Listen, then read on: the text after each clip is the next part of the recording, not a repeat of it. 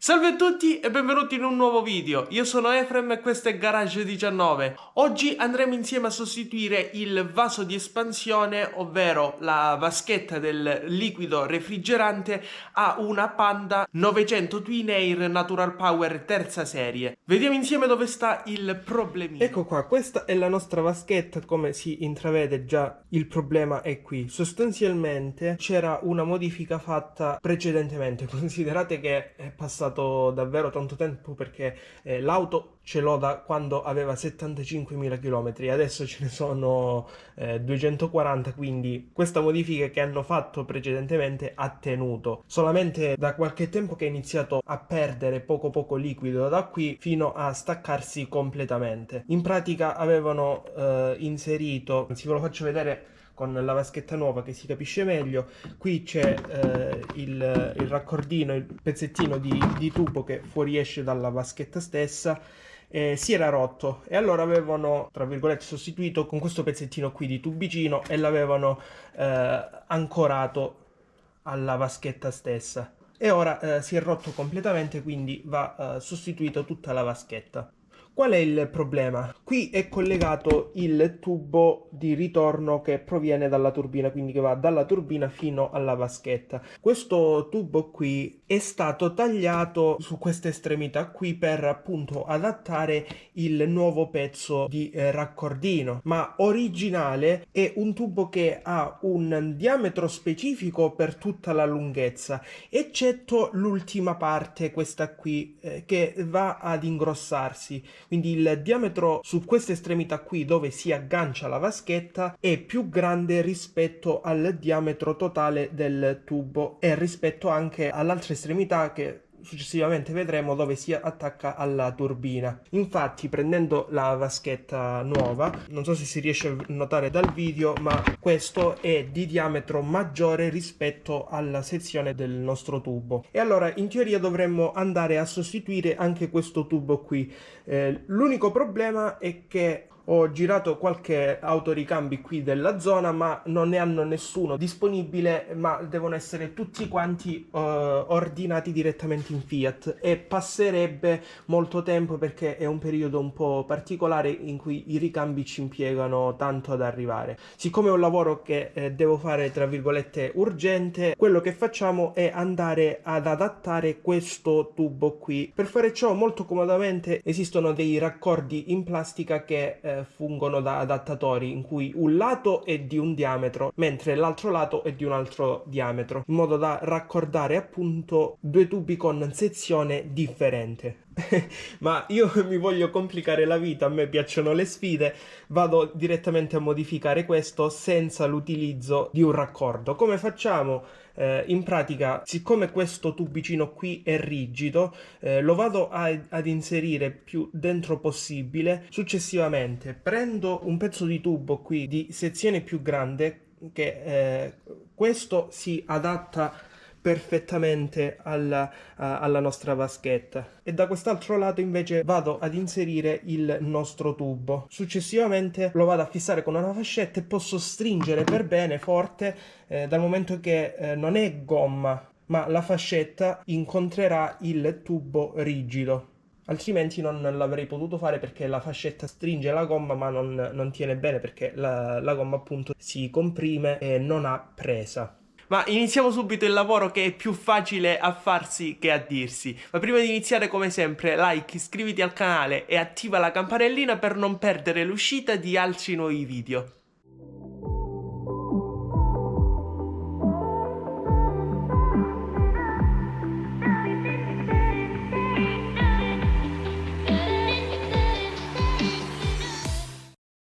Come prima cosa andiamo a rimuovere la solita protezione del motore, che è anche cassafiltro. Abbiamo già visto questa procedura diverse volte, molto semplice. Ci sono due bulloni da 10 da andare a svitare, sganciare qui il manicotto di presa dell'aria, rimuovere la fascetta e sganciare l'altro manicotto dell'aria, e quindi possiamo rimuovere la nostra copertura.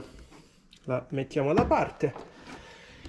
Ecco qui, questo è il nostro tubo che arriva, come potete vedere, alla nostra turbina. Qui abbiamo la turbina. Per rimuoverlo è molto semplice, abbiamo qui una fascetta da andare a sganciare e una fascetta in plastica da andare ad allargare e il nostro tubo viene via, così come qui c'è un'altra fascetta.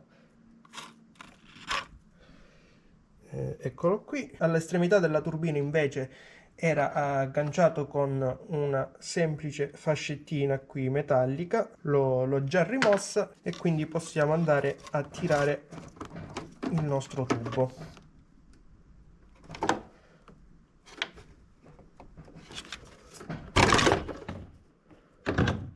Spostiamoci sul banco per effettuare appunto quella modifica che vi dicevo. Eccoci qui, come prima cosa andiamo ad inserire il nostro tubicino rigido all'interno di questo qui in gomma. Allora, qua siccome c'è una curva, sarà più difficile inserire il pezzo rigido, allora andiamo a tagliare e inserire a partire dalla linea diritta e non dalla curva. E sacrifichiamo un po' il nostro tubo di gomma.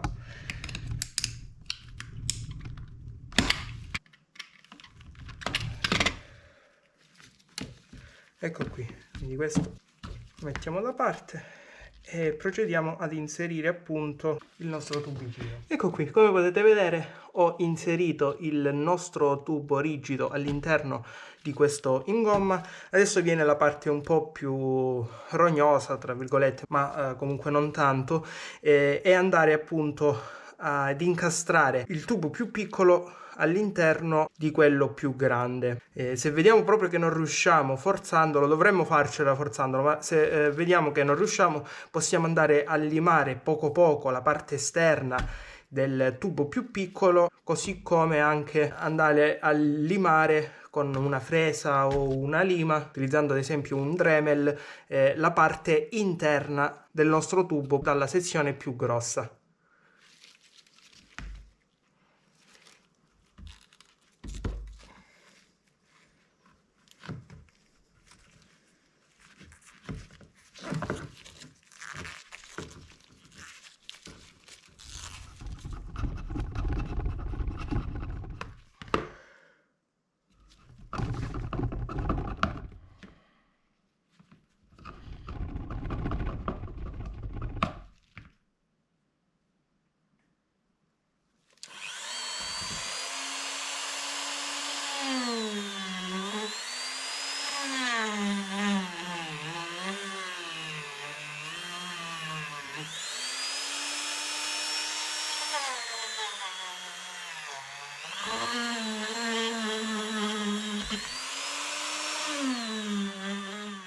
Ecco qui, limando poco poco la parte esterna del tubicino più piccolo e poco poco la parte interna del tubo di sezione più grande, sono riuscito ad incastrarlo. Adesso fascetta per bloccare il tutto e siamo pronti successivamente per il rimontaggio.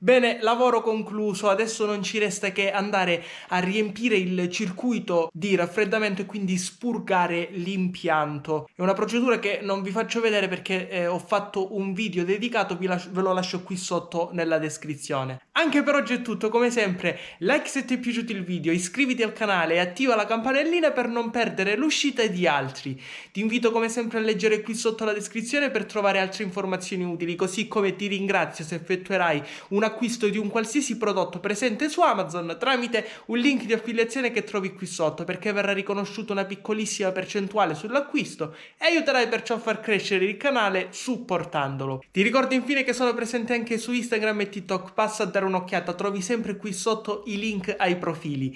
Grazie e alla prossima!